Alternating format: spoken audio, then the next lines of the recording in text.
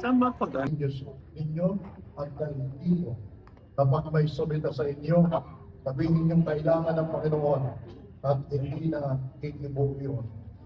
Nangyari ito pagpatupad ang sinabi ng propeta. Sabihin ninyo sa lungsod ng Sion, basdan mo, dumarating ang iyong hari. Siya ay mapagpakumbaba, nakasakay sa isang asno, sa isang bisiro ng isang asno.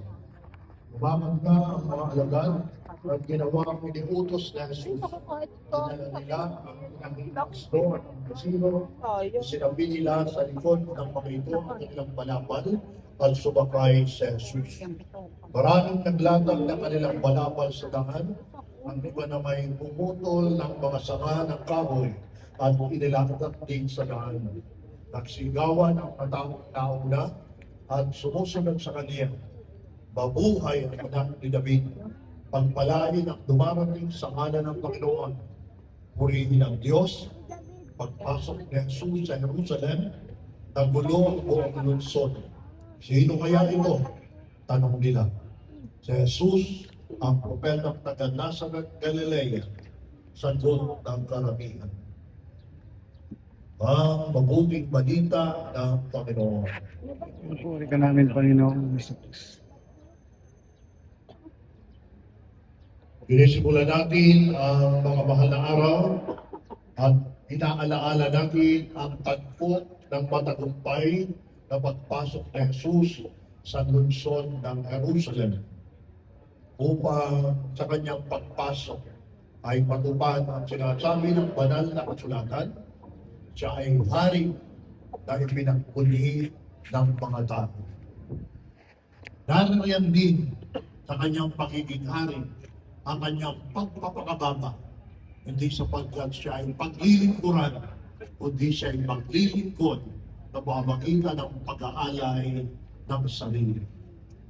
Sa ating pag-alaala ng mga mahal na araw na sinisimulan sa lingkong ito, na pagbabasbas ng mga palaspas, nawa ang mga palaspas na yan ay maging tunay na tanda, simbolo. Ito'y simbolo ng tagumpay. Si Kristo ay matagumpay na pumasok sa Jerusalem. Sana ang tagumpay ni Kristo ay aangkinin din natin. At ito'y mangyayari lamang sa diwa ng pagpapakababa na ginawa ng Panginoon upang sa pagpapakababa tayo maging bukas sa paglilingkod sa Diyos at kapwa. Hindi tayo basta naririnig lamang taglay ng mga palaspas na iyan. Yan ay may kahulugan. Ang kahulugay tagumpay. At dahil sa tagumpay ni Kristo, tayo ay umaawit ng Hosana. Hosana sa anak ni David. At naway tayo lagi natin maging amin dahil nagtatagumpay si Kristo sa buhay natin. Mangyari nawa. Amen. Amen. Mga